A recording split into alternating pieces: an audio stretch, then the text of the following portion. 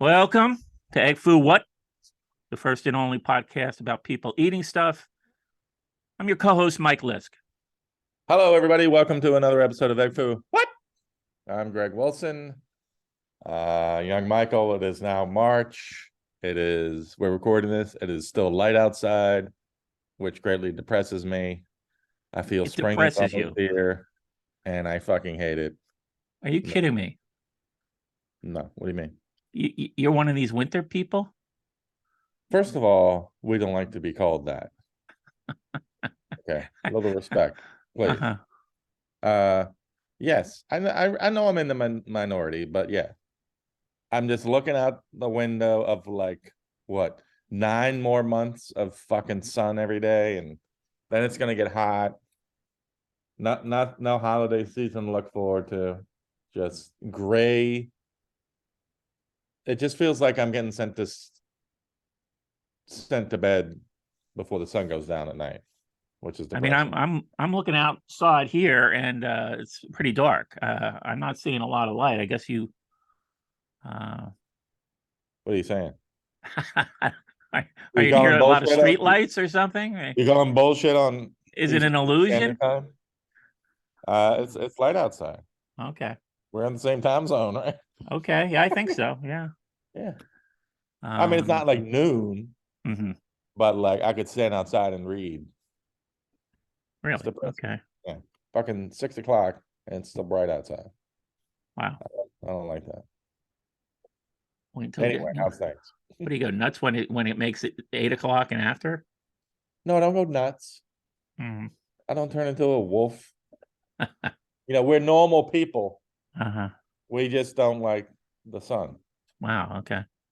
I Yes. mean, I'm as white as they come, and yeah, I'm not a summer dude, but I don't mind spring and fall. Those are nice seasons. Fall's nice. Yeah. Moderate temperatures. Fall is nice. Yeah. Fall's nice because the temperature's nice. Plus, you have Christmas to look forward to, the season. Yeah. This sucks because it's just bright. There's nothing to look forward to. There's no light at the end of this sun tunnel. And yeah, that's spring in what, 20 days? That's 3 weeks. Yeah. Well, it's going to be 100 degrees every day outside. We haven't had snow all winter. It's been phenomenal. No. I mean, you're a fan of the snow too? Yes, of course I am. Yes.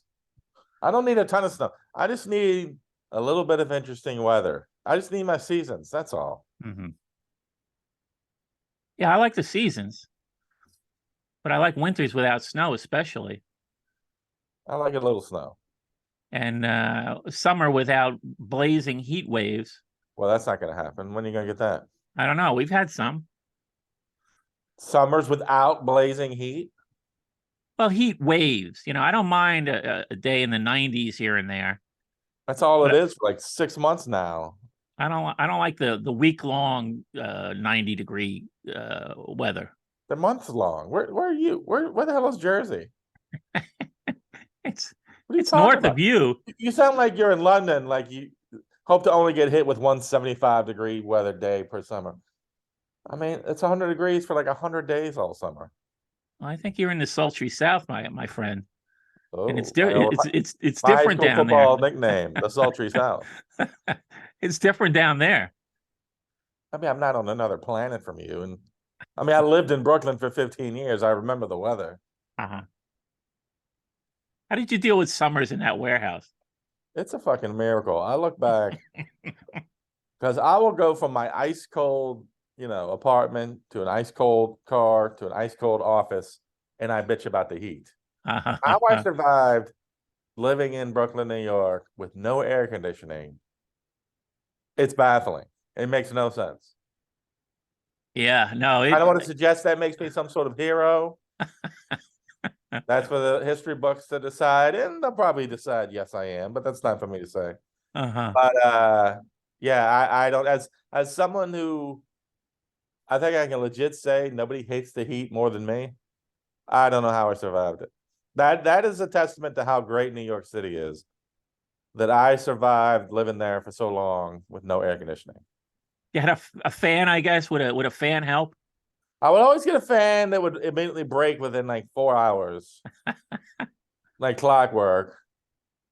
Remember early days, I would, just lie down in bed and pour ice on my chest. But yeah, it just sucked. It just sucked. Yeah. And I had a window air conditioner in Bayonne in my bedroom, but it was literally right next to the bed. yeah, So it had to be like extreme weather for me to, even turn that on, because it was too much. It was, I'd be freezing to death. But I'd use it in the rare occasions. I had a fan. The fan usually was enough. But when I was in the other rooms, yeah, I was sweating it out like you were. oh, Although, yeah. unbelievable. I don't know how I did it, but I did. You did somehow. Somehow, yeah. Yeah. Are you rejoining me? Are you joining me on Cheers? What do you mean joining you? I'm the one who watched it. Well, you said you were going to rewatch. Yeah. Yeah, I've been tearing through the first season. I'm loving it, bro. How far along are you? Well, I'm almost halfway through the first season. 11 episodes. I started writing our episode. Yes. The name of the episode is called "Who's That in My Seat?" Well, hold on. Now that you're about halfway through the first season, I think there's going to be some changes, because your last assessment was, let me check my notes. I hate everybody. Everybody sucks. Nobody's funny. They're all terrible. I hate them all. This is a stupid show. I hate it. These people are terrible. Now, have your feelings been shifted a little bit since you've seen more? No, I have to see how it progresses. But the 11 episodes I've seen, the characters are fairly stable. They're kind of doing the same routine in each episode. There hasn't been any great development of the characters. They've got their roles to play, and they bounce off of each other. Like development. What development are you looking for? It's a sitcom characters. What are you looking for? I don't know. Do you want to hear a little taste of my opening to our episode? Yes. Or you should send it to me. We should act it out. All right. Let me see what I can do here. Yeah. Shoot it over to me. This will be 30 minutes of trying to figure that out. All right. Here. Okay. There you go. I think maybe I could sell some of the comedy for you a little better. Okay. Right? You want to be Sam or Coach? I think I'm Sam, clearly. Okay. Really? Between the two of us, I am clearly this Sammy Malone of come on now. Mayday Malone. Okay, I've sent it to your direct mail on Twitter. Whoa. Don't be giving ideas to the public, Mike. Oh, wait. There it is. There it is. You got it. Okay. Okay, this is curiously laid out, but okay. Well, the formatting did not transfer. Hey, we don't have the budget for Final Draft yet. Yeah, I did it in not the Final Draft, but the cheap version, the Word version. Yeah. Okay. Who do you want to be? You wrote it. You can choose who. I'll be Coach. Okay. You did the right thing in the end. All right, and I'll be Sam. I'll read the directions. Okay. All right. This will be a little taste. Little taste of an episode. Cheers, right, for that inevitable reboot. They're rebooting everything else. Right, yeah, true. This one's called, and what I'm trying to do here is to inject a little bit of the Masses Tavern flavor, from my own experiences. I was hoping you were going to say, yeah, for this I'm hoping to inject a little humor into Cheers. Well, yeah, I have to say, the onion. If I'm being honest, I don't think I've had one legitimate laugh from the 11 episodes. And I see that the one compliment I was gonna make after 11 episodes was I was gonna say I like their commitment to the bar. Yeah. That all the action is still centered at the bar. But I have to admit, I took a little glimpse. I looked up Cheers best episodes or something, right? Uh-huh. And then I'm seeing a funeral parlor. I'm seeing all these different locations, and I'm like, oh, okay. So they finally broke. I'm You curious to don't see. like it? You don't like it when they stick to one place? See, I like that in a sitcom. Well, that's what I'm saying. I like that. Okay. I like that they were sticking to the bar, and it looks like they're going to stick to the bar for the whole first season. Yeah. I guess as they got more successful, they Yeah. probably had bigger budgets, so then they could do different. Budget.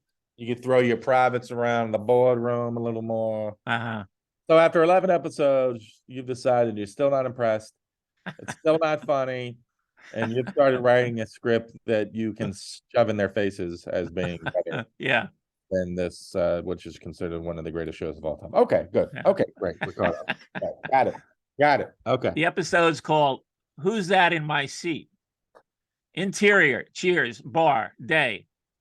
Coach emerging into the bar from the hall that leads to the restrooms. Cheers Coach. is in front of a live studio audience. Oh my God, that's Mike Lisk. Is that peanut butter and Doritos? That looks amazing. Wish we could eat some of that stuff. Looks great. Are we going to continue? That's it. Coach. Someone you blew don't up. Say your name, damn it. All right. Okay. Acting 101. Just say the line. You okay, don't I'm Coach. Your fucking character's name. Take one. Go. Action. Someone blew up the crapper, and it looks like someone puked in the urinal. You know the rule, Coach. You find it, you clean it up. All right, let me stop you right there. This is dynamite. Someone blew up the crapper. I mean, that's chef's kiss. And it looks like someone puked in the urinal. Bam, you get it from both sides. From Coach, both ends. Crapper is funny, period. Right off the bat, Mike, you got me. Okay. You find it, you clean it up. Okay. Oh, come on, Sam. I just had my breakfast. Need I remind you of the dead possum I had to dispose of last week? Okay, Mike, let me stop you there. This is Boston. Where there fucking possums in Boston? The next line will reveal what happened. Oh, if I just keep reading until the end of time, it'll make sense. Okay. That possum had rabies, Sam. You know I'm afraid of rabies. First of all, Coach, watch that attitude when you yell at me. Are there people who like rabies? Are there super fans of rabies? All right. I like that first line. Are there people who like rabies? Super fans, I'd lose that line. Okay. All right. Now you said Fair enough. Being in Boston, there'd be a payoff in your line. But I'm not saying the payoff. I thought you'd say, oh, the possum caught a bus from Tennessee that ended up here in Boston or something. Now that was this anecdote was based on a true story that happened at Masses. Okay. You know, yeah, possums during the day, they disappear, right? You know, but this possum with rabies was confused, and it ended up passing away right in front of Masses Tavern. Okay. They had to call animal control to pick it up. All right. I'll repeat the line and then we'll keep going. Are there people who like rabies? Are there super fans of rabies? I had a dog that got rabies. You know this, Sam. It got bit by a turtle and went mad. Started running up and down the stairs, foaming at the mouth. That's what rabies does to you, Sam. It makes you crazy. You're very aggressive for Coach. You're very angry. That's true. Yeah. Okay. Noted. I got you got rabies, Sam. What the hell, Sam? Well, this is the reboot. Sam. This is the reboot. Okay. Do we have to go down that sad path? Okay. Of what happened to Coach? No, we don't. I'm sorry. Who was responsible? I just told you. It was a turtle. No, I mean the bathroom. Were there any witnesses? No, but I would guess it was Eddie or Terrible Tom or Mike the sock guy. He's got a condition. I think he wears a bag. Do you need the scuba gear? Oh, Sam. Sam leads Coach into his cavernous office and Nice. digs out the scuba gear from the back room. They proceed to the men's room, and Coach begins putting on the scuba gear. You look like Jacques Cousteau. Coach mumbles incoherently while struggling with his oxygen mouthpiece. Sam pats him on the back as Coach enters the bathroom. Okay. Good opening scene, huh? Well, there's some good things and there's some not so good things. I would suggest, big picture here. Yeah. For a guy who could not wrap his head around this bar wasn't realistic enough for him. Damn it, Mike Lisk works in a bar. Mike Lisk has lived in bars. He knows bars. Needs to be certain reality to it. 8 seconds into your Cheers writing career, you had them dressing up in scuba gear. Yeah. To the bathroom. Well, I had to make some concessions to the original Cheers fans. Mm-hmm. Those concessions being that you can be your writing can be as stupid as their writing. That's theirs, yeah. Yeah. Interesting. All right. I like it. I like the Coach shooting out of. I like the dilemma. Are we feeling this is a cold open? Yeah. Okay. I like it. It's a cold open. It pops. We can do something with the possum. I don't love the scuba outfit. I feel like we could do something better. Okay. You know, hey, if you just want to do, doo-doo jokes all your life, Mike, that's up to you. Well, we're not going to see Sam for the rest of the episode. I mean, we're not going to see Coach for the rest of the episode. Oh, and then at the very end, he reappears. Yeah. Got his suit, and he's all fogged up, and he's all like, oh my God. Yeah. He's covered in dung. His face is green. Okay. But we're going to be going back and forth to Coach and his dilemma, and we'll be having some conversations with other characters, just checking to see if he's still okay.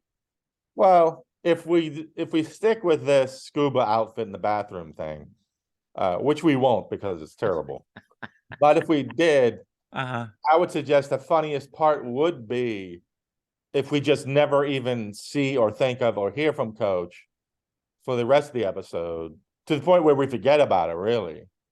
And then in the end, you see him popping up again. Yeah. But I've got some good lines that I want Coach to deliver from inside. Hey. 101. I want some details. You got to kill your babies. I'm sorry. I want. You can't fall in love with these lines, Mike Lisk. I want some details. They're like your children. What he's going through. Got to cut them loose. I want the audience to suffer with him as he suffers. I think it'd be a bigger payoff if in the end they're like, "Oh my God, was he in there the whole fucking time?"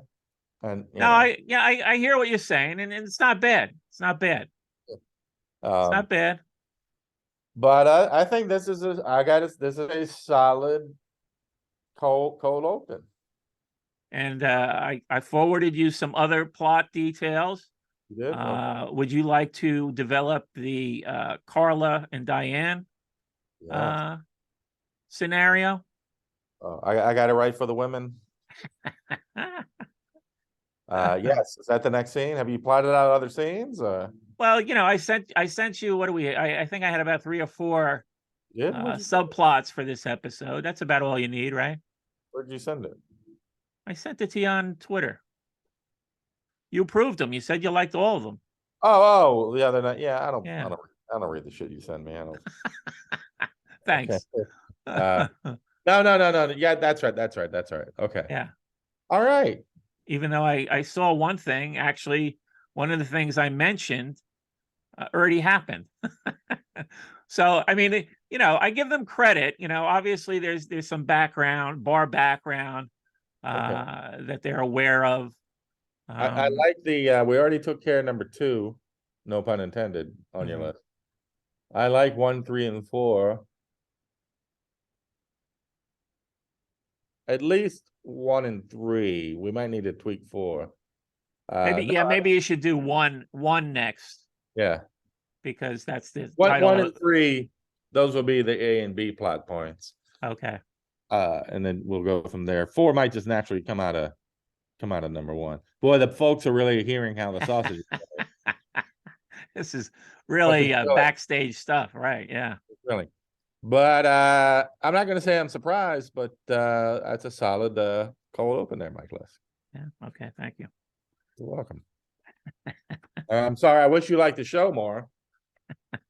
No, I'm going to stick with it. Like I said, I see certain things, you know, I'm like, all right, yeah, they get that right. You know, little slight details. I was, you know, I was halfway. It's not a documentary. I was ready to weigh in on one particular detail that was missing all the way up through, I guess it was about episode 10, 9, 10, you know, and what do you think that plot detail is? That something is significantly missing from the bar in the first 9 or 10 episodes. Greg Wilson talking to Gwyneth Paltrow. No. Jukebox. Close. Warm. You're warm. Pool table. No, they've got that. TV. They have a TV. Yeah. Well, it doesn't make its appearance until like episode 9 or 10. Oh. And I was like, yeah, I'm saying, well, all they do is talk about sports. And where's the TV? Yeah. And there is, you know, and the way they do it when they reveal where the TV is, it kind of makes sense because it's in the corner of where the audience would be. Oh. So yeah, you don't see that from the camera angle, you know, so because when it is revealed, it's sort of the crummy little TV they have. Well, that was the 80s, I guess, but it's like shoved up in the corner of I guess stage right. So you're upset. You roll your eyes that they don't have a TV, but they do have a TV. Well, like I said, I mean, they stopped me in my tracks. Huh. I was ready to make a complaint, and then okay, the next episode, there it was. But you make it sound as if it still qualifies as a legitimate complaint. Well, you know, it did take a while before the TV figured in the episode. You know, you would have thought there would have been a little more TV interaction before then. Huh. That's all. That's all. Okay. Well, yeah. I don't know. I'm still moving forward. Yeah, I've been Mr. American TV for the last week. You'll be proud of me. I've been watching White Shadow, Cheers, Roseanne, the Drew Carey Show. Drew Carey Show. And Frasier, because that's got a reboot coming. Wow. I never really watched the Drew Carey Show, even though I remember being on, like it was on forever, and whenever I did watch it, I liked it, but I just never thought of it. And then, you know, it was on for like 10 years. Like, I feel like it left no mark in the culture. Other than, I think it was popular. I mean, it lasted forever, but I don't know anybody who loved it or anything, you know. Well, I do. My cousin lived for a little while in the same building I lived in Bayonne. He lived on the first floor. I lived on the third floor. And he was a huge Drew Carey fan. He was always trying to get me into it. And I'd sit there and I'd watch. And I'm like, now, did they have the musical interludes all the time, or was just that was the intro to the show? I think that came later. I'm just watching the first season. It's pretty normal. I remember they started doing all that stuff. It's a really good show. It's really funny. Okay. It's good actors. It's really funny. You know, it's broad. It's kind of a sitcom by the numbers kind of thing, but it's got some really great lines.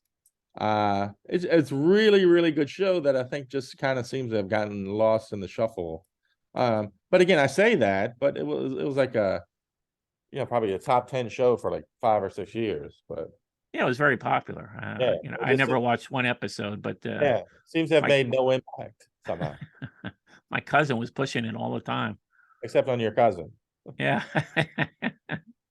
And he wasn't even really like a big TV guy. I mean, I can't remember him ever talking about any other show. but that captured his imagination, and boy, he was promoting it for them. Yeah. So yeah, I've been all American shows all week, so thought you'd like that. Yeah. Now you had a hot take on Twitter. You listed your top dramas over the years. Yes. Well, And I wouldn't say, well, I guess top dramas, but that full list was mostly dramas that I watched. And obviously I loved some, didn't care as much for others, but yeah. Yeah. I mean, you had White Shadow at the top. Is that your number one overall, would you say? No, I think I went quasi chronologically as I thought of them. Oh, okay. Ish, and I've been in love with that because I've been doing another marathon deep dive of that. I've been burning through that. I'm halfway through that series. Then you had The West Wing. Yep. That's a show I never got into. You never watched The West Wing? No, it just seems so overrated. I look at it, and it was always the walking and talking thing. I'm like, really? That's what this show is? People walking and talking? Yes. And, I mean, all right. I guess some people like that. No, but I know it's highly regarded and all that, but I just couldn't get into it. Sopranos, of course. Obs.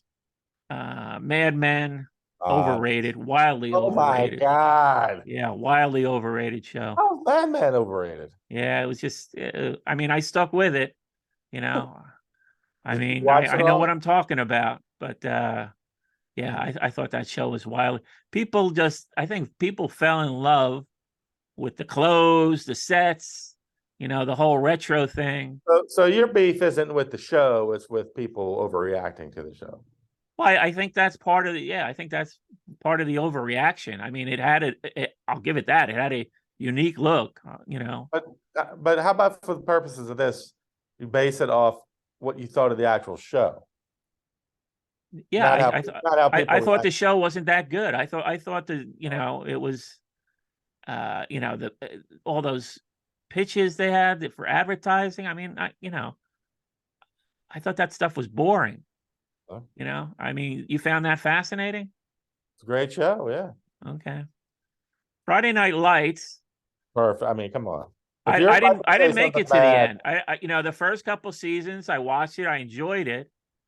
And then Friday Night Lights did what I think a lot of shows, they lose it when they start adding murders and once Friday Night Lights, somebody gets murdered or something, right? Yeah, early. They get away from that, thank God. That was a rough spot, but they did get away from that. Oh, see, that was kind of the end for me, because then I'm like, oh, all right, this show has jumped the shark. I don't need to watch this anymore. I mean, a lot of shows go bad when the body counts just, start going ridiculous. I add Breaking Bad, Sons of Anarchy went nuts. That show became absurd at a certain point. Just certain shows, just like, the longer they go on, they have to start adding large body counts and it becomes stupid. And well, you're saying Friday Night Lights, they had a brief thing, but then they got rid of it. They stopped. They had one goofy murder plot for a couple episodes that was stupid. But yeah, then that goes away and it never happened. Nothing like that ever happens again. Oh, okay. It's an amazing show. I enjoyed, I guess 2 seasons. When does the murder pop up? Like third season? Yeah. Second season. Oh, second season? Okay. I didn't make it as far as I thought I did. ER is another show, wildly successful, popular. But saw an episode. Did not see an episode. Okay. Not one episode.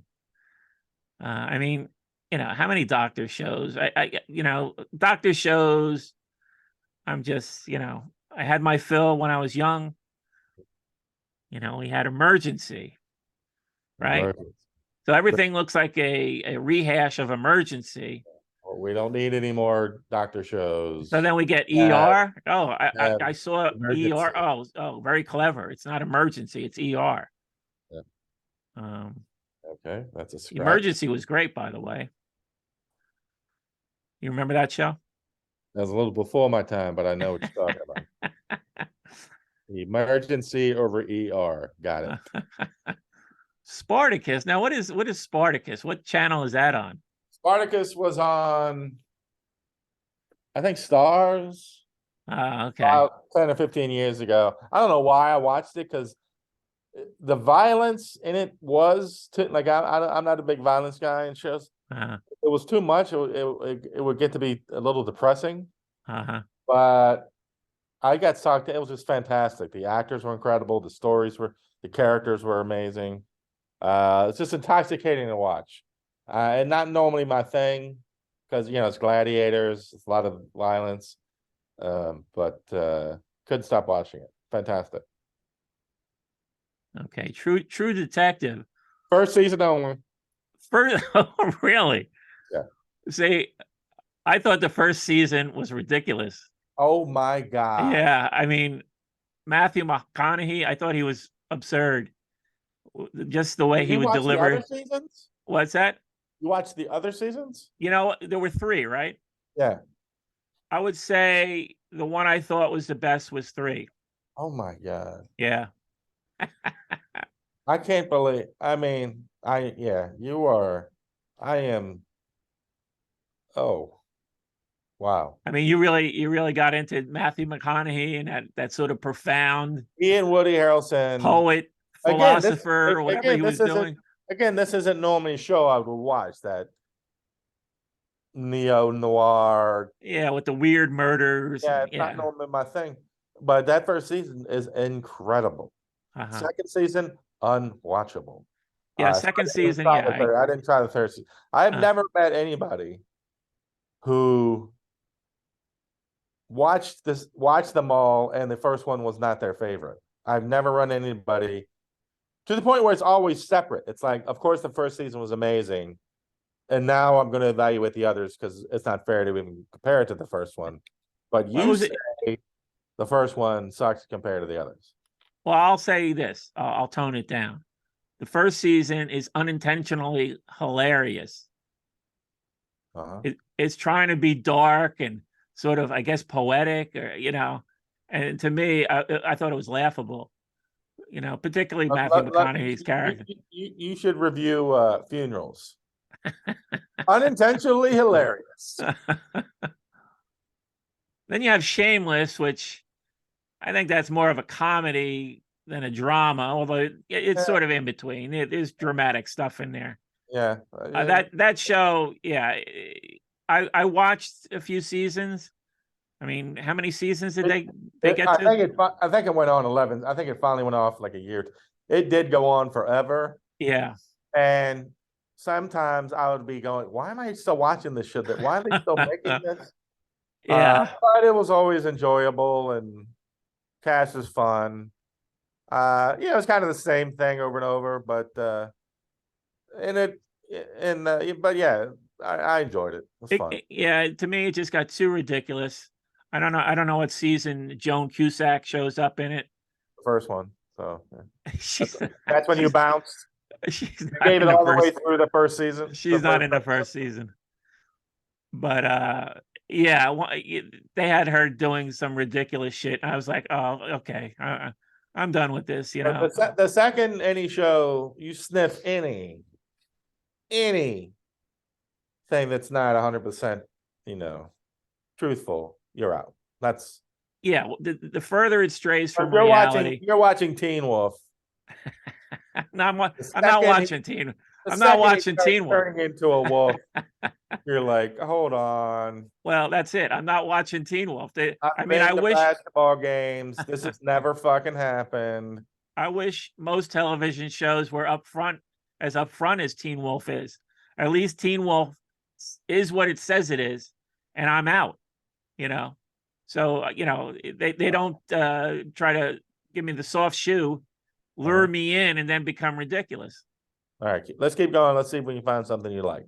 Treme, you got Treme, which is and no The Wire. That's a bold.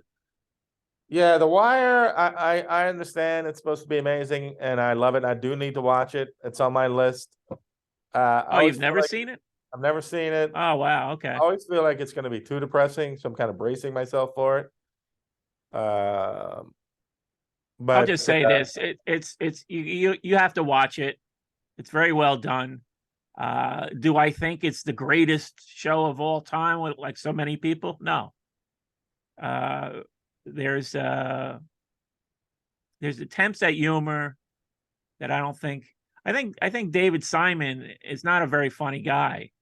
Mhm. And he tries I to be would not think funny. the writer of The Wire would be a funny first guy.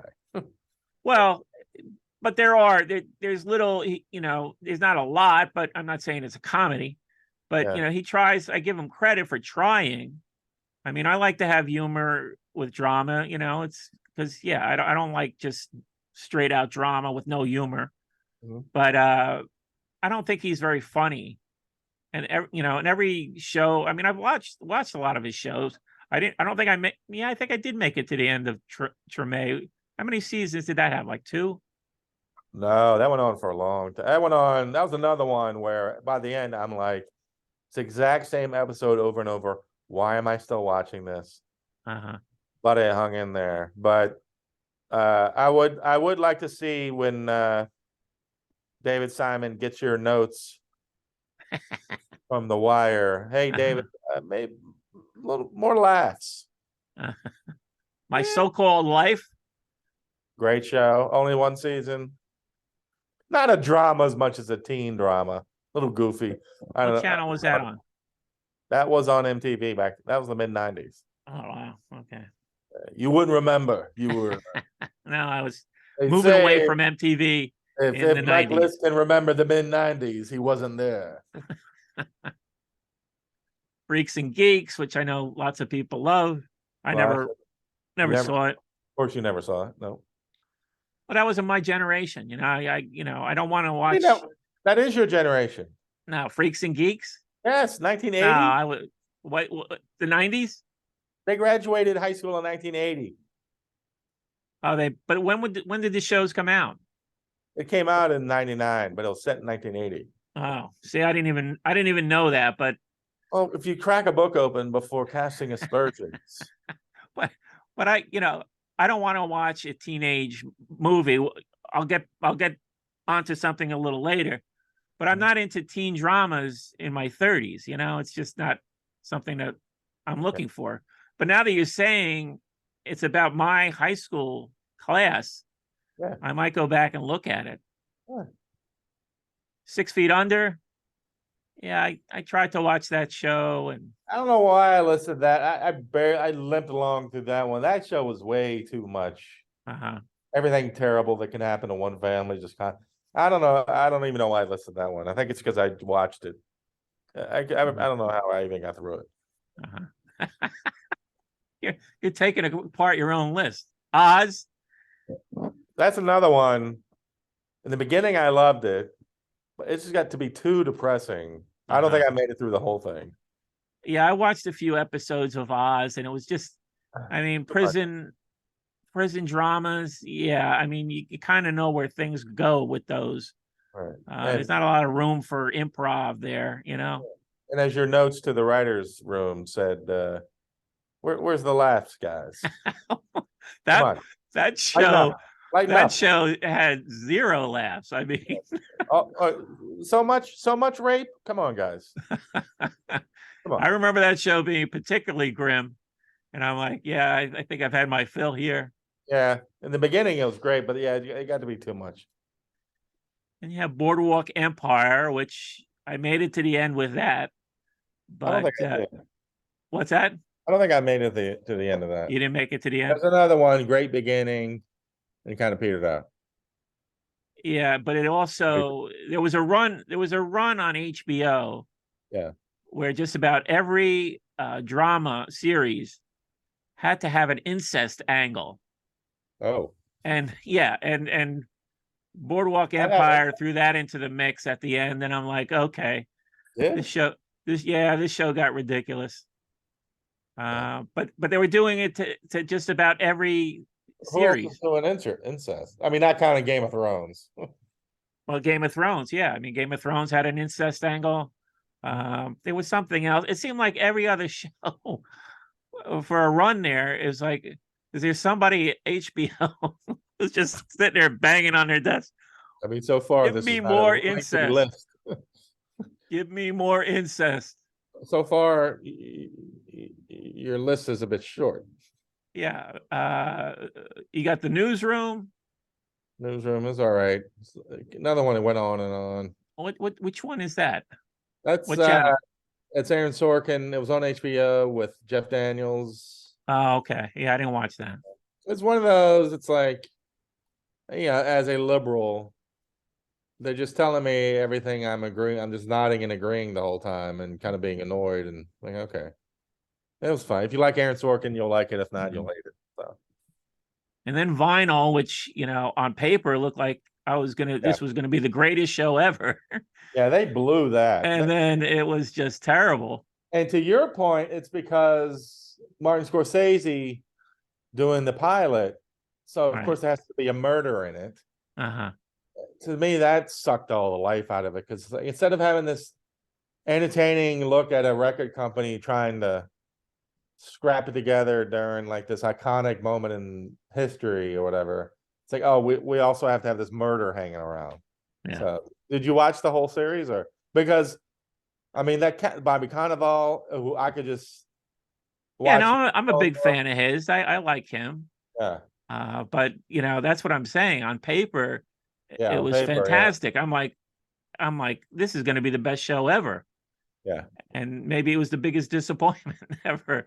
Yeah, something about it.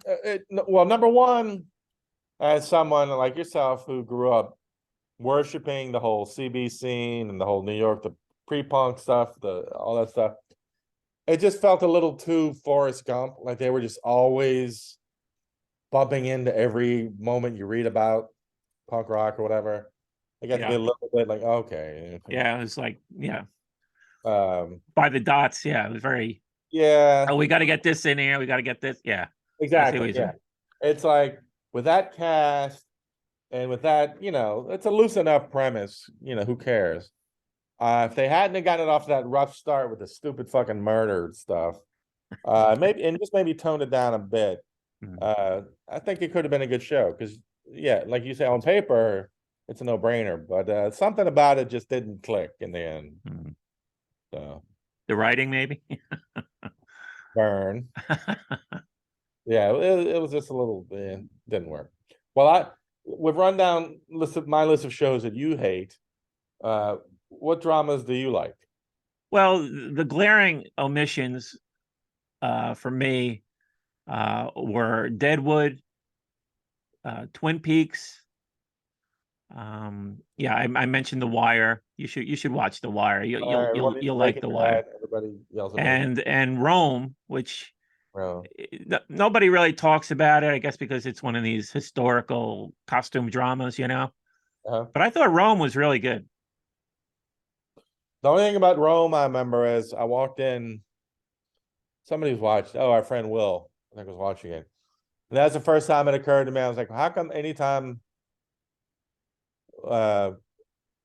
any setting is set in the past, we just give them English accents? Like, why would we assume everybody back in the older times have British accents? I just watched the new. You don't even give them Italian, at least err on the side of Italian accents. Yeah.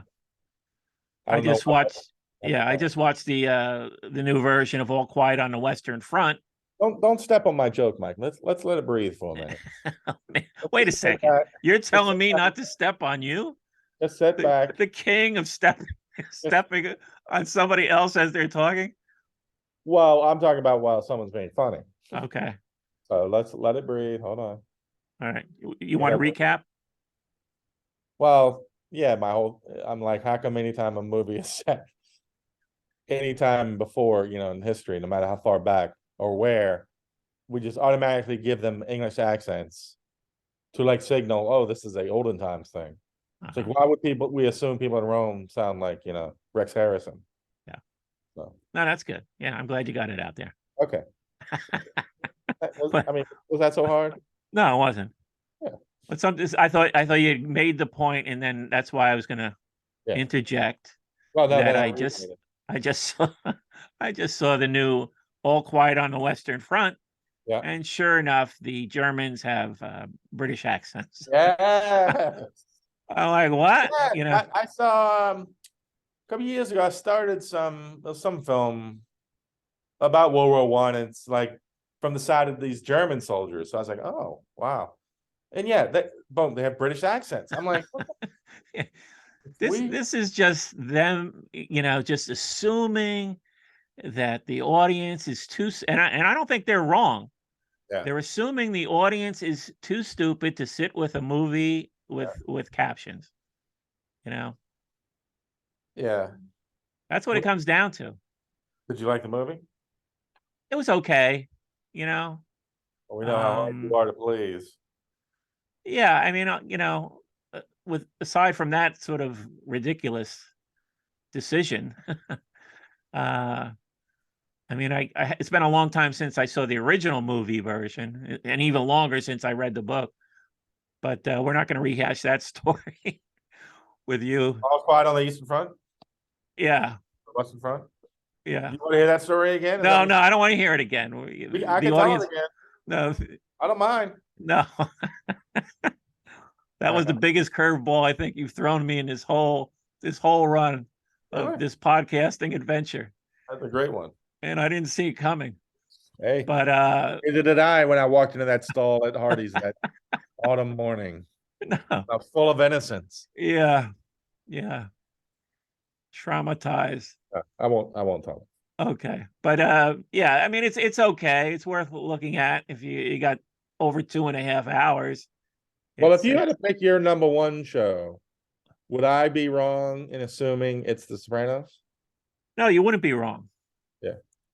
Because I've actually literally watched that from beginning to end 3 times. I don't think I've invested that much time in any other television show. I Twin listened. Peaks, I've put in a lot of time with Twin Peaks. Huh. That's endlessly I never really rewatch. got it. I never watched Twin Peaks. I don't know. Yeah, I think I'm it's. surprised that's your thing, to be honest. I mean, you were really young at the time, so the whole TV phenomenon didn't really register with you, right? No. I mean, I remember it, but I don't remember. I mean, it was a sensation when it came on. It was because it was so different. I mean, Yeah. it was kind of like The Sopranos when that came on, because that was a big splash. Because, oh, what is this? This is something entirely different. That's the way it was with Twin Peaks.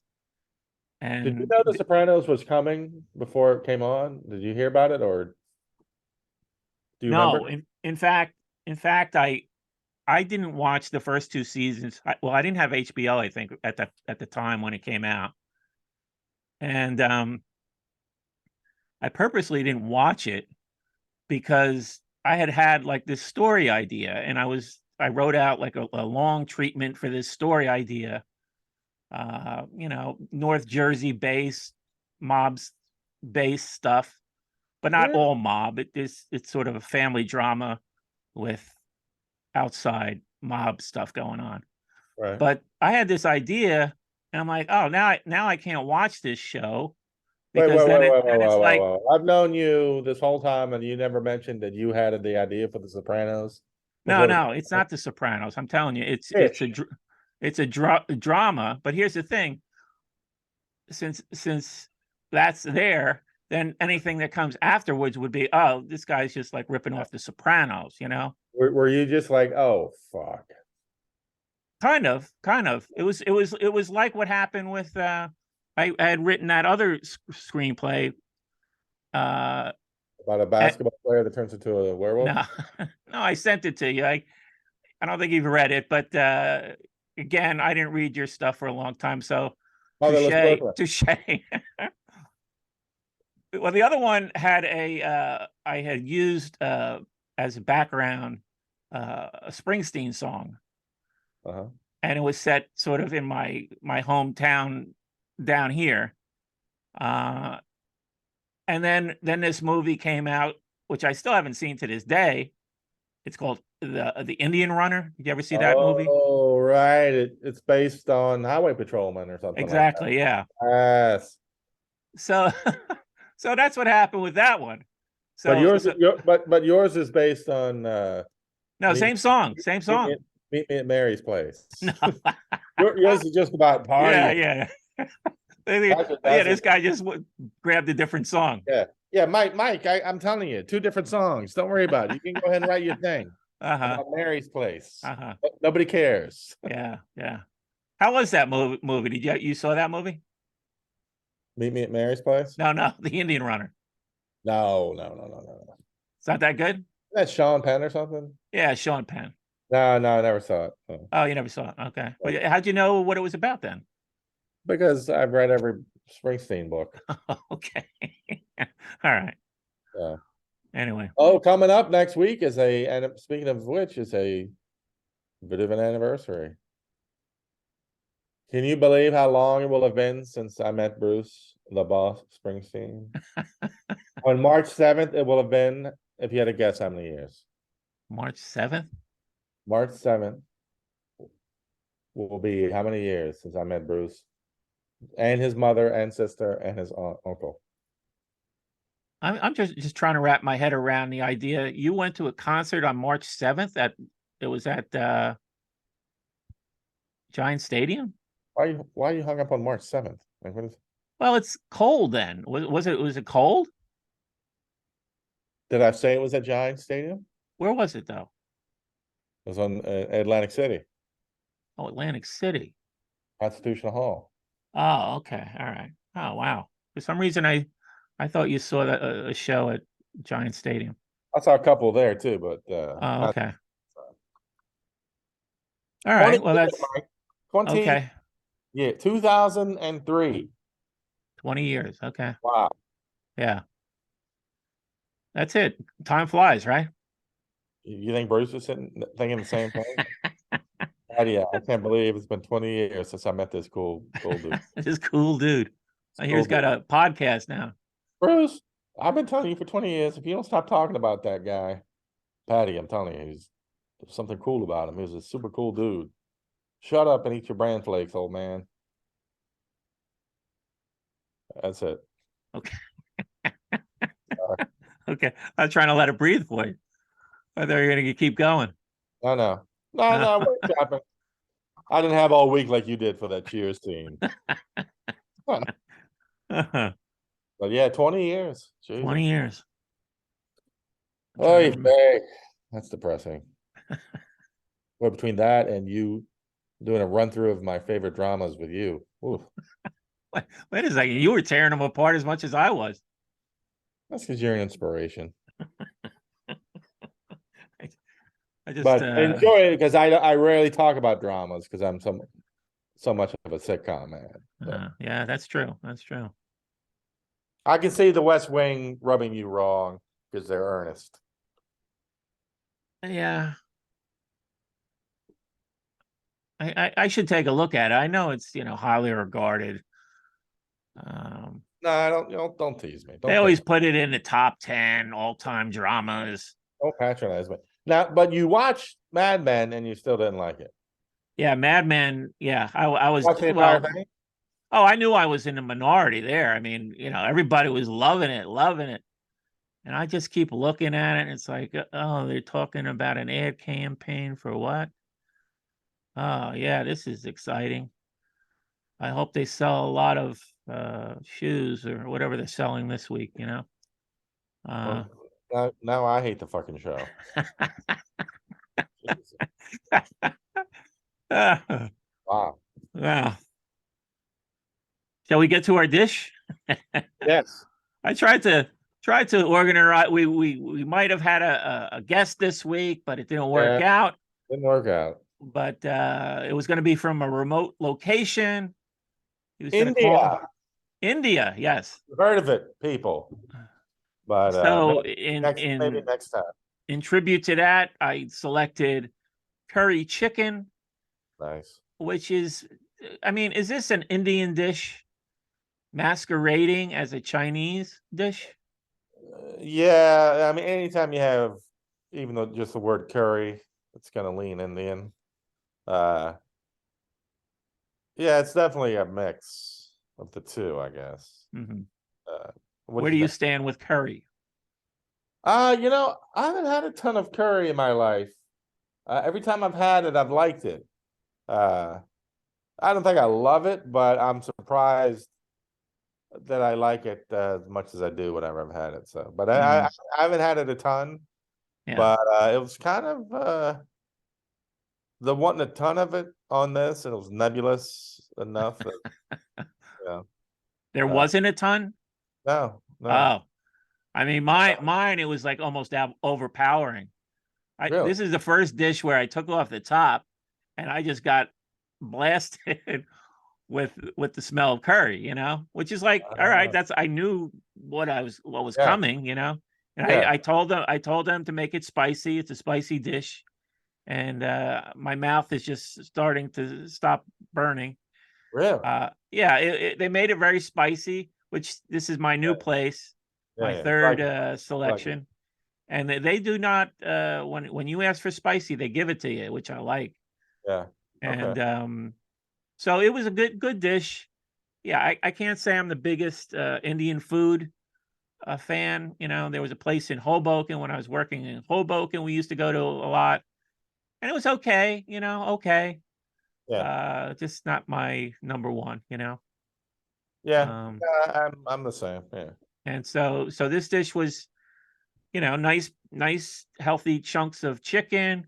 They had the big vegetables. They had onions, celery, carrots, pea pods, watercress. I mean, it was a nice dish. Yeah. With a nice little spiciness to it. So yeah, I'd give it like a 6 or 7 in there. Nothing fanatical. Yeah. But I agree 1,000%. 6-6. 6-6. Always with the pitchfork ratings. I like that. I'm a professional, Michaelis. You should try it. those pitchfork ratings are always absurd. 6.6. 6-6. That was a joke. Do I look like I'm laughing? I always picture these nerds at Pitchfork, sitting around the table. Oh, I want to rate this album a 6.6. Wait a second, that's a 6.7 record if I ever heard one. Mike, are you suggesting that we take on Big Pitchfork? I don't think we have what it takes. Big Pitchfork, yeah. I got news for you. Yeah, let's call them out. We will crumble instantly. Do they have a podcast? They must have a podcast, right? Sure. Everybody has a podcast. Everybody has a podcast about music. I'm sure Pitchfork has a podcast. I have not listened. I'm going to check that out. I would think that might be some room for parody there. If you can parody a parody. But again, now this one had these big, nice chunks of chicken. Yeah. That I've never seen before in these other Chinese dishes. That's a good point. It's different with the chicken. I don't understand it. Yeah. You got to roll the dice and hope. All right, for this dish they use the good chicken. Can I get a map, some sort of infographic where if you order this is what the chicken will look like? If it's coming out in those little tiny chicken embryo finger things that sometimes little rubbernecks, no thanks. Comes in a big chicken like tonight, or the way the only sure thing is sweet and sour chicken usually comes the big juicy chicken. But I don't know what their thinking is with this. I mean, I have to agree with you on this particular dish. And again, this is like a newer restaurant I'm going to now. So I don't know if it's the newer restaurant, but I would say that the chicken I got in this dish was the best looking chicken I've gotten so far. Just like straight up, like chicken breast, light chicken breast type meat. I think I'd have to agree with you on my dish. Well, the lemon chicken we got a couple of months ago, I can still see that chicken. That was fantastic. Yeah, I can still see mine because I got chicken fingers cut up. I got nice, gorgeous slabs of chicken that time. And this, they were nice, big, chunky chunks of chicken. Yeah. I should probably go a little higher than 6.6. That's a little low for me for this because I did like it.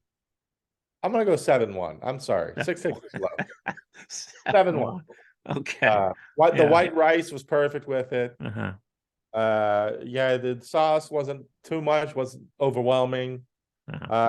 Curry seems to be one of those things where like whenever I am forced to eat it, I like it, but then I'm just always intimidated. Like I would never, like if I have one order to make, I'm probably not gonna waste it risking it on curry.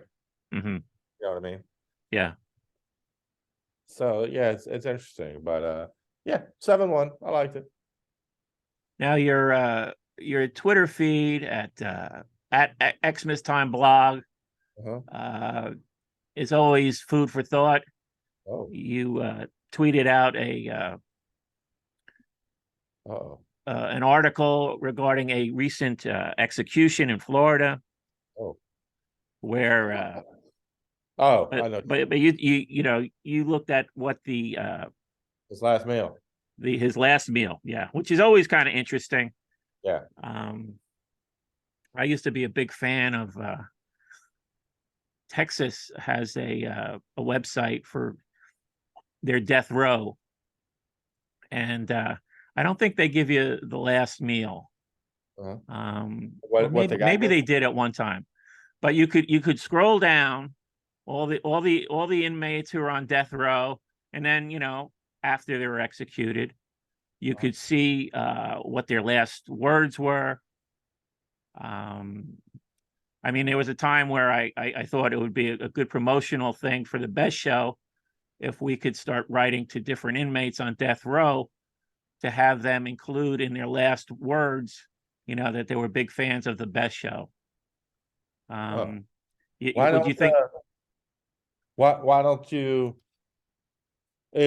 can't you sponsor one of these guys on death row and then at the end you share the meal with them? Like you even pay for No, it. You pay for the meal. I don't think that happens. But Why but I think on this Texas website, I think it was I don't know if they gave you the last meal. I meant to look it up. I couldn't find it. But um so you were criticizing, we're talking about Donald Dilbeck, the not? murderer of two people who was executed. I mean, he Idiot. sat on death row for what, like 30 years or something? That's just bizarre. I mean, yeah, I mean, I'm not really pro death penalty, but can we get it done a little quicker than that? 30 years? He does not like the death penalty, but if he must do it, get it done. Well, I just watched that Charlie Starkweather documentary. Did you see that? It's on. You like the is it Groucho Marx? This fish is so terrible. Yeah, and in such small portions. So, but yeah, Charlie Starkweather, I think that he got executed like the year after he was convicted. I mean, they didn't mess around back then. Well, But yeah, anyway, so you criticized Donald Dilbeck's last meal of fried shrimp, mushrooms, onion rings, butter pecan pie, and a chocolate bar. that was funny to me. Actually, I forgot about that. The butter pecan pie is interesting because years ago on my at xmastime.blogspot.com, I did muse. I'm a muser.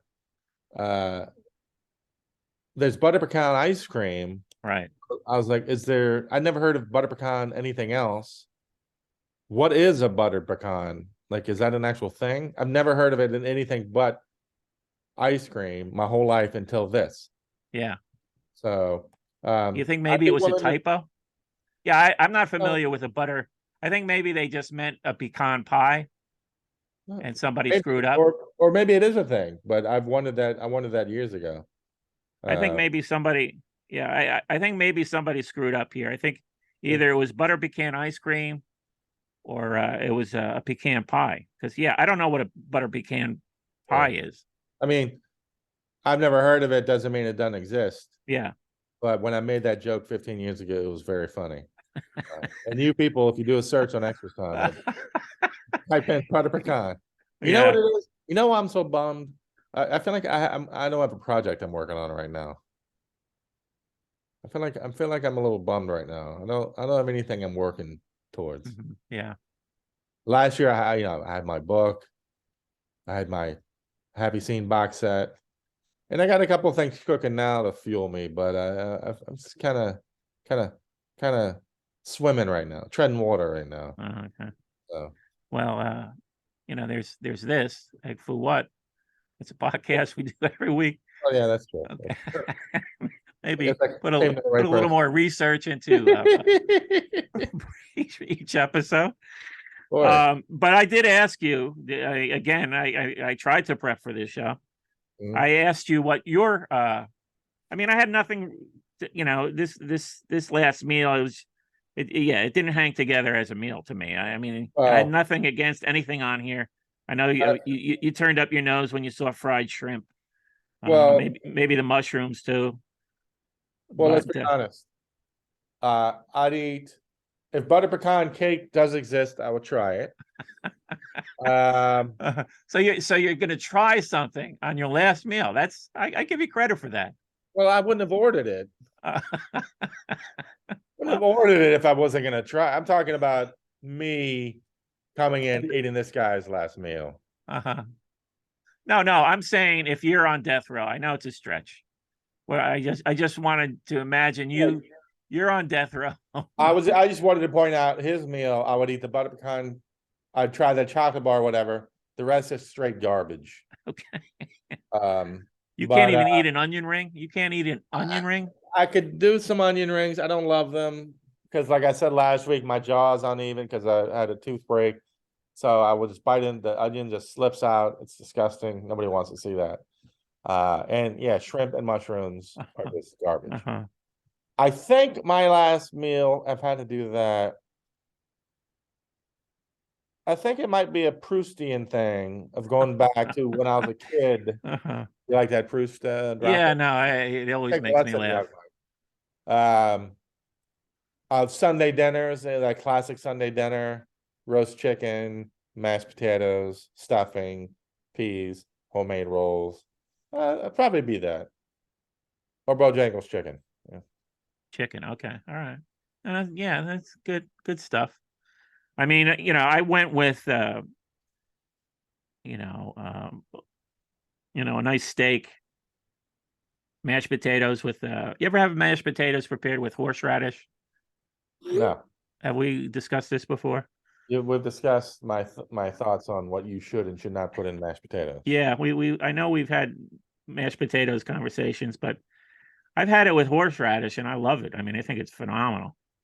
Maybe some mushrooms, some fried onions, and then for dessert, maybe apple pie a la mode with some ice cream. Yeah, a little apple Keep pie. it simple, maybe start off with some bread and butter. Good bread and butter is a nice way to start the meal. Mushrooms? You're gonna waste part of your last meal on mushrooms? Well, I know you hate them, but I like them with a steak. It's nice, a little side. Ugh. Yeah. I guess. How do you prefer to be executed? We might as well just take this to the limits. I hear they're talking about bringing back the firing squad out there in Utah. How would I like to be executed? I don't know. I guess the gas thing or the injection thing is injections. Yeah. I guess, right? Well, you hear stories, and I think there was recent. I wish I had the information right here, but wasn't there a recent execution that kind of went badly? Yeah, somebody botched it somewhere, and I don't know. All these they seem to botch. Maybe we should go back to firing squad because those don't seem to be botched. But yeah, I don't know. What are you thinking? What's your? Yeah, I think you're right. I think the firing squad may be just straight up. And it was. Did you ever read the Executioner's song? No, Gary Gilmore. Yeah, the whole Gary Gilmore thing. And that was, again, I'm showing my age, but I remember when that happened, that was like a big shock because he asked for that, Right. And it was like TV movie back in the early 80s. I remember. Yeah, the TV movie. The TV movie is very good. I recommend seeing that too if you can track that down. Yeah. But the book is phenomenal. Particularly the first half of the book basically is the story of Gary Gilmore, right? It's like in two halves. Looking So through, yeah, it's a huge book.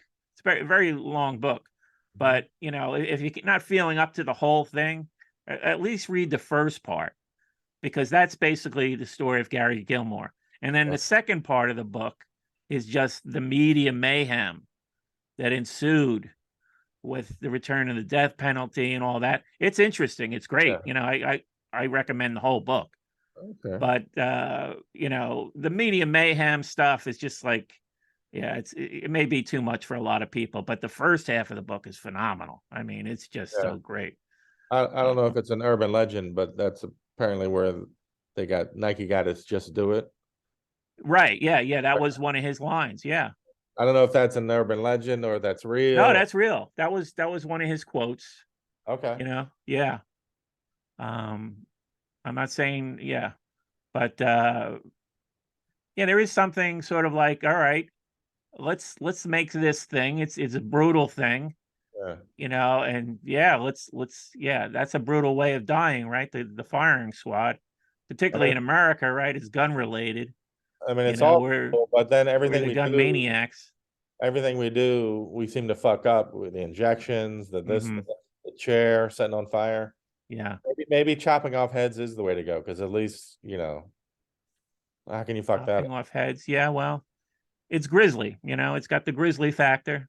Yeah.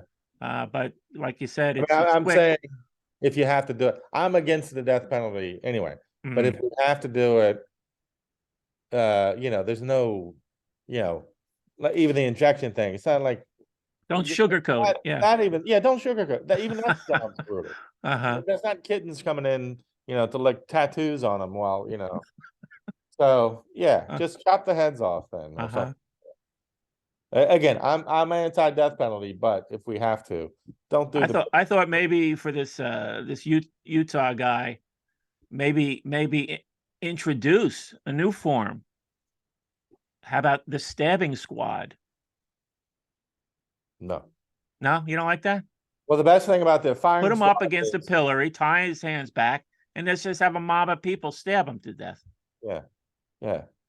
But the beauty of a firing squad is nobody really knows who killed Right. the Yeah. stabbing. You'd kind of know. Yeah. All right, that's one terrible idea. No, but I, you know, like I said, I was going with your cut the heads off. Let's make this thing as grisly as possible. Let's Well, not why don't sugarcoat it. well then why don't we let the victim's family decide, Uh-huh. and they can invent whatever they want up to a certain point. Like it can't be too cruel. Uh-huh. They should get to invent how the person dies. Mhm. Hitting the head, Interesting. Yeah, interesting. run over by a train. Uh-huh. It has to be within a reasonable amount of, Mhm. you know, In a controlled and environment. some sort of control. It can't be like he has to try to eat a duck, Mhm. and as he tries to eat the duck, he chokes on himself. Has to Yeah. be something. Throw him off a boat.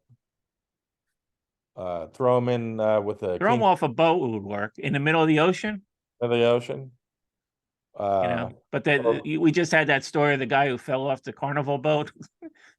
And he was floating around out there for a while. Yeah. And he survived, that guy. That guy survived. Chuck him off a boat. You can have some burgers and dogs on the boat watching him drown. Uh-huh. It's just for the family.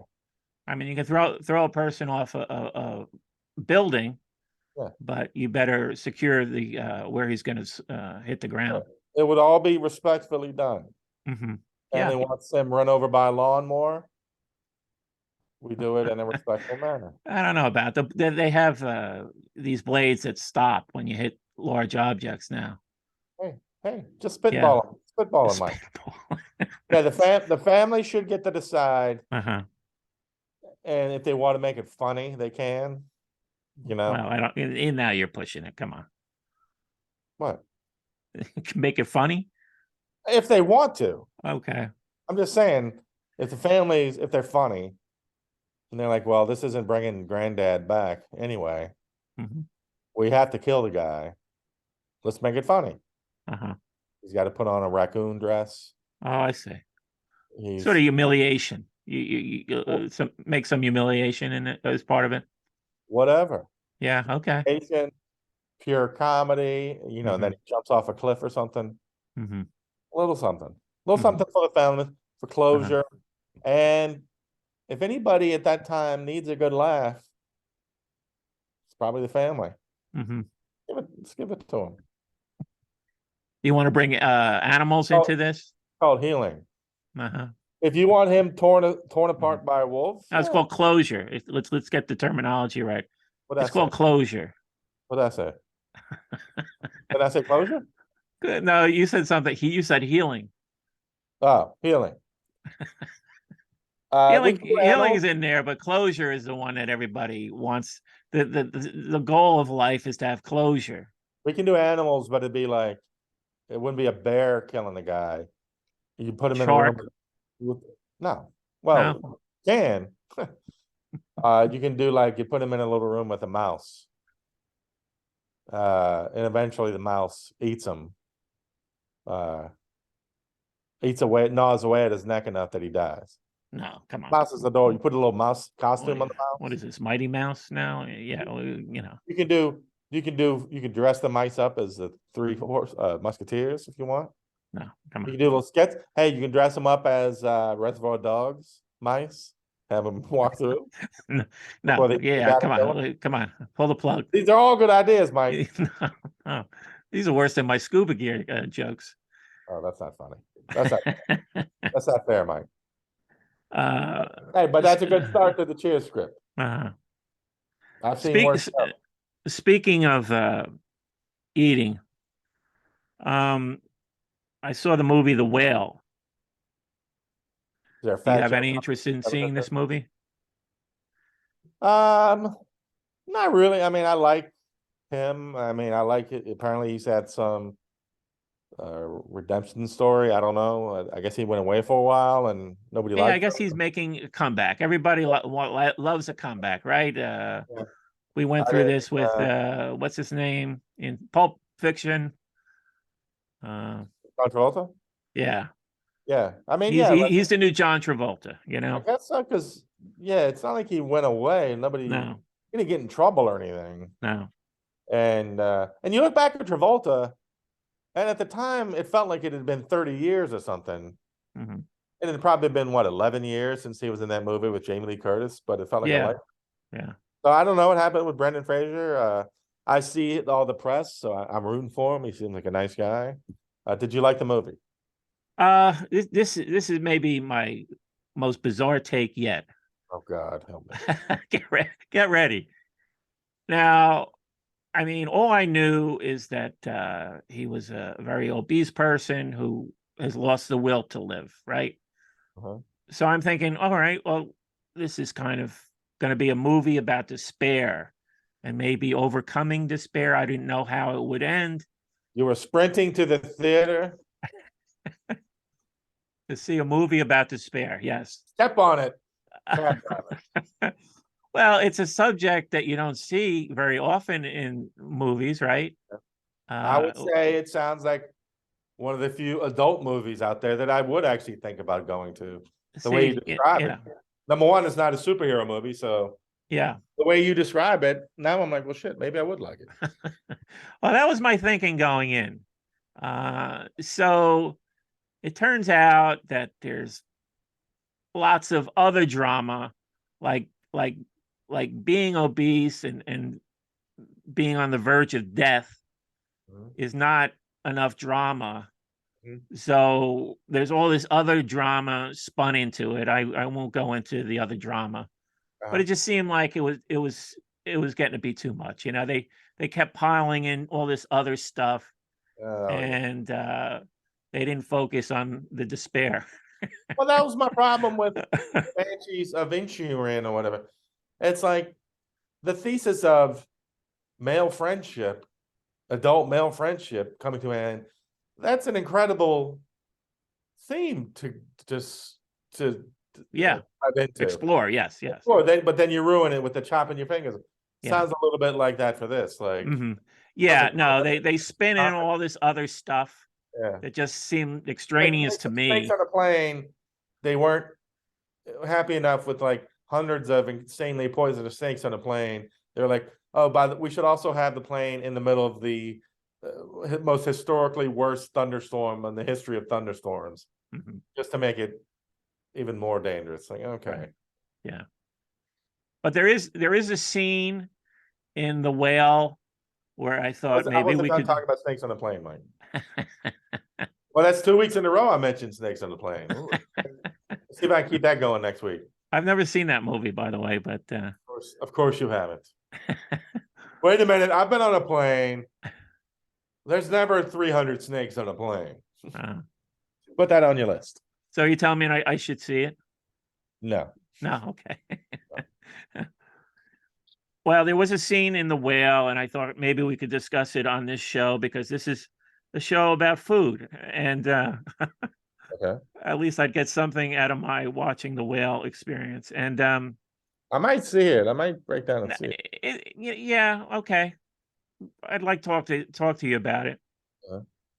But there's a scene where he literally goes on what I describe as a eating orgy. You know, when things sort of reach a head, he just starts this eating orgy, and it begins with a two pizza pies, which he did something which, you know, I'm sure people do. I never thought of it. Did you say pizza pies? Yeah, 2 pizzas. This is the beginning of the eating orgy. You can just say pizzas. Okay. So pizza pies. Oh, you know, like the a pizza pie. Okay, yeah, okay, 1947 Mario. Have you ever, you know, I thought of this, not make casting aspersions. Oh. But I thought, I wonder if Greg has ever done this. Sounds like you're about to cast aspersions. Where he literally just puts 2 slices together and eats 2 slices simultaneously. You mean like John Travolta and Saturday Night Fever? He does that? Have you ever watched anything? No, I've seen that movie. I've seen that movie, but when he's walking around during the theme song and he gets 2 slices, he just stacks them on top of each other and eats them. Okay, well, I missed the Saturday Night Fever allusion in this movie. Okay, well, I don't know. I that seems like a bit extreme to me. Have you ever done that? I've never done that. No, right. Yeah. And tell us why you wouldn't do that. Because I hadn't thought of it yet. but John Travolta did it in Saturday Night Fever. Yeah. I'm guessing they do it for different reasons. Travolta was doing it just because he's Mr. Cool BMOC strutting down the streets. He doesn't have time to be eating 2 slices.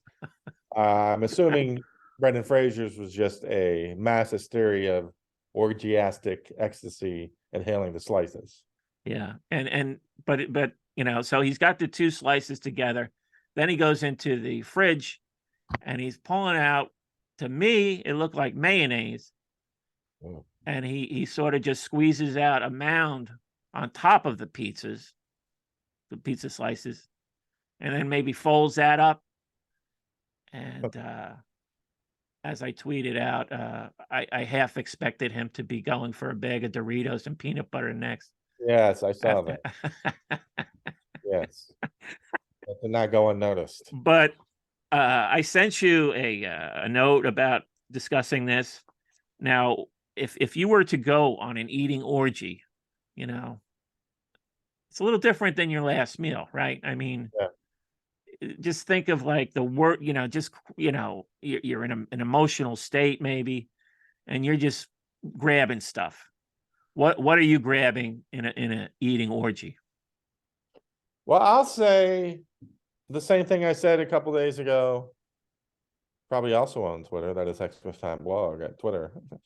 I said if you had to be in a room and if you were encased in a block of food that you had to eat your way out of, what would you want it to be? And I said pasta. I think I'd want to be encased, entombed in a solid block, like a piece of ice. Pasta, and I'm in it and I got to eat my way out. So I would think pasta. For a hunker down, I'm having feelings, I'm going to gorge. I think pasta is the go-to, right? You know, I didn't think of that. I mean, I was thinking, top of my mind was the things I eat the most that aren't good for me. So I'm thinking pizza, cookies, Snickers, Cheez-Its, peanut butter M&Ms. I mean, it's kind of disgusting, but I like your concept. You can go for a volume of pasta, no meat. You're not going to throw some meatballs in there and sure, just eat it out of like the big pot. Yep. Whatever. Yeah. Meatballs and sausage, great. But in times of trouble, I want to stick burrow my way through pasta. Yeah. Okay. And also cheap too. It's a cheap. That's a cheap eating orgy. Yeah, but I also picture myself in the middle of, like, if I was a tiny action figure, picture myself in a block of pasta, solid pasta the size of a car battery, and I'm eating myself through it. Yeah. I'm thinking. Interesting. Yeah. I think a lot of people would be with you there. Yeah. Pasta is a universal. I don't know anybody who doesn't like pasta. I mean, Who doesn't like pasta? Yeah, it's If you don't like pasta, it just means you're allergic to it or something. Nobody doesn't. Like you and seafood, right? That's right. Yeah. Not my fault. I want to like it. I wish I liked it. I was diagnosed. Yeah, sorry. Doctor's note. Not my fault. As Robin Williams said, not my fault. Well, speaking of old time classics, which I hadn't seen until the other day, I'm going to throw out a movie title. My thinking when I watch this movie, well, this has got to be Young Greg's wheelhouse, the 80s. Oh. I mean, I was in my 20s and my 80s, but Young Greg was in his teens. Oh, so much hope, Mike Lesk. Let me throw out a movie title and just so much hope in the future ahead of us. Young Greg. Oh, Mike. You would have loved Young Greg. Oh, you would have loved him. The young buck, smile to your face. Oh, the chocolate of the Young Greg. Oh, so precocious. Fast Times at Ridgemont High. Yes. That is the all-time most frozen VHS tape moment of all time. Period. I'm putting it above Sharon Stone because now we're talking about Phoebe Cates, right? Of the actual VHS tape. And she's on my all-time Hollywood list. Phoebe Cates. Okay. Beautiful. Oh, perfect. But the thing is, I didn't know. I mean, I've heard about that scene forever. That was not a surprise to me. But there are also some fairly casual sex scenes with Jennifer Jason Leigh. Actually, she sort of has the harder work in that movie with those two awkward sex scenes she has to deal with. Yeah, but I don't give a shit because I don't love a Phoebe Cates. So Jennifer Jason Leigh is very cute in that movie. Yeah, even though she's handling more of the dramatic stuff.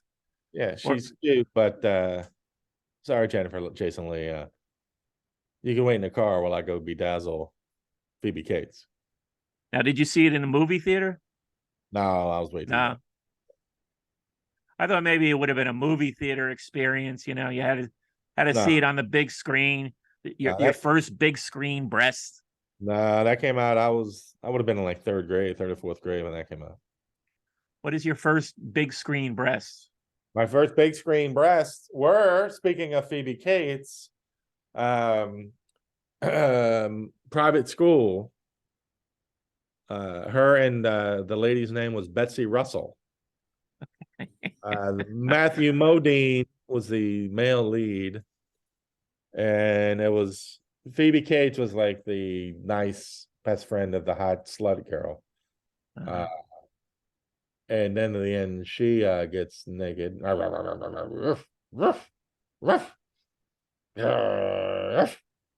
that was my first movie. Was it your first R-rated movie? I mean, I didn't see it in the theater. I saw it at a friend's house. He had like the first VCR I'd ever seen. Okay. How about you? What were your first movie? Well, believe it or not, Yes. my first big screen breast was actually The Margot Robbie. Godfather. The Godfather. Oh, Yeah, I mean it's a very fleeting scene in and The it's still Godfather, right? where are they in The Godfather? Well, when Al Pacino goes over to Italy and his bride, they have a little scene. They show her? Yeah, they just throw, yeah. I don't think I knew that. But yeah, Phoebe Cates, all time Miss Xmas time. So I was very pleased with Fast Times. Yeah.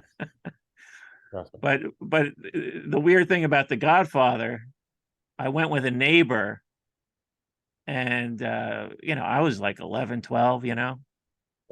And it was sitting in the back of a car. We went to a drive-in to see The Godfather. You and some strange dude? No, my neighbors, my friends of mine. I mean, my parents, I don't know if they even knew what movie we were going to. That's I funny. think I may have not been forthright with what movie we were going to see. That's funny. I've seen it a million times, and I've heard everybody else talk about it a million times. I've never heard anybody talk about nudity in The Godfather. Wow. Well, it's like I say, it's very brief. I was 11. Yeah. It made more of an impression than Well, a mature adult. A little classier movie too than Private School. Yeah, but I mean, we had all those dumb movies. The dumb, I was the age when nobody all those, said it was dumb. No, I was the right age when all those dumb sex comedies were coming out, like Porky's. Oh yeah. Kentucky Fried Movie. You ever see that? All that stuff was just too old for us. But yeah, we were like, these must be the coolest people ever. With those movies, yeah, they were very popular among my peers. Oh yeah, I saw a couple of them in the theater. It's hard to explain to a kid now with the internet being what it is, how you would talk to other dudes like, hey, when you watch so and so movie, 21 minutes in, so and so takes her shirt off. There used to be a book, or maybe it must be an internet site now. Yeah. That has documented every nude scene in every movie ever made. Yeah. You tell a kid that today, and they're like, "What do I care? I just watched. I'm surrounded by porn. What do I care?" So yeah, different world, young Mike. It is a different world. That's all. It's okay. It's okay. We'll make it. Or die. Did you get a fortune cookie? Nope. No. I'm trying to be defiant. Like, at this point, when I get one, I am going to be a little bummed. I'm like, shit. I'm actually eating them. They're not actually that bad. Oh, wait a second. Holy cow, Greg. That's the plastic. I can't believe what I'm seeing. I got the water broke. What? No, I got 2 fortunes in one cookie. Oh my! It's like when you ever get the fudge cookies, the Stella D'ora. No. And sometimes there's like an extra cookie wedged up, at the top. There's 2 in each section. Sometimes you get one and there's 3. Oh. You got an extra one. Oh. I got an extra fortune. Wow. These fortunes which usually stink anyway. Let's see if it's the same one.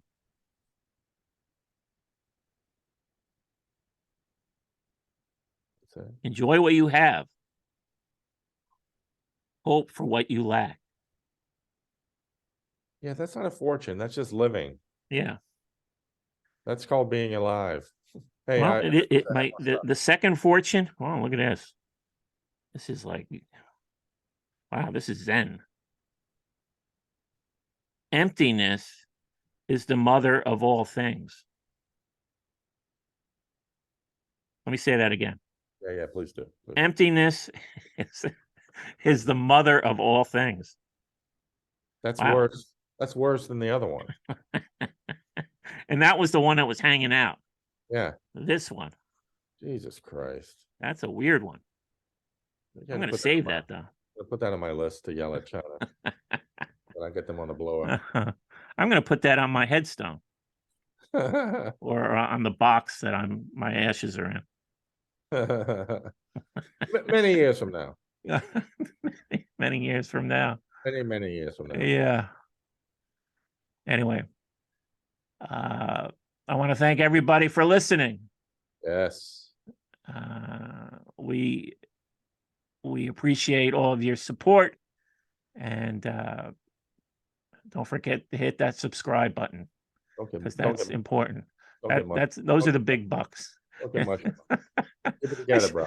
I see all these people on YouTube, these record people. It's like I'm obsessed with these record YouTubers. Oh yeah. Where they literally hold up records, right? They hold up a record, and it's some classic record, everybody loves, and they basically hold up a record and they say how awesome it is. And you want to do it, but with a smiley face cut out. And they've got 90,000 followers. Yeah, I don't know any of it happens. What's the appeal here? And there's so many of them, and I'm hooked.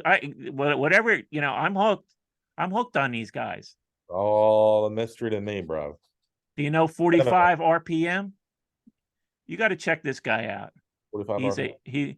He's a German audiophile. It's actually called 45 RPM audiophile on YouTube. Yeah. He's a German guy. He's got a thick accent. He's got these very, very unique eyeglasses.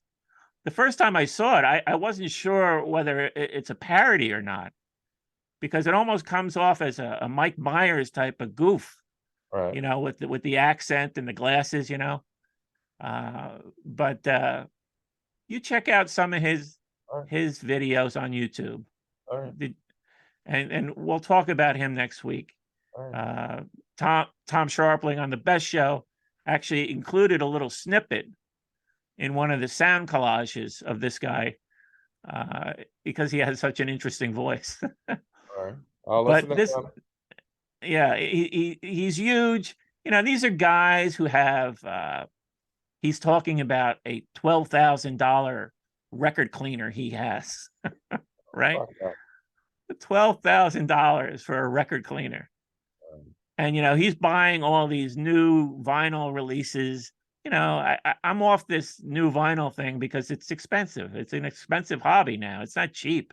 Oh, yeah. I mean, I was buying records when they were $4 or $5 a piece. Now they're $40. Yeah. I understand their quality vinyl. You bought some nice recent records, and I bet you they're great. I mean, do you play them? You're playing them now? Oh yeah.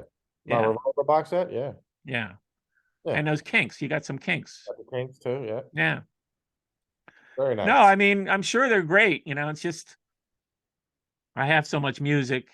I feel like I did hit my I sort of draw the limits on what new stuff I buy now, So I'm not going to go buy records again after I rebought records as CDs.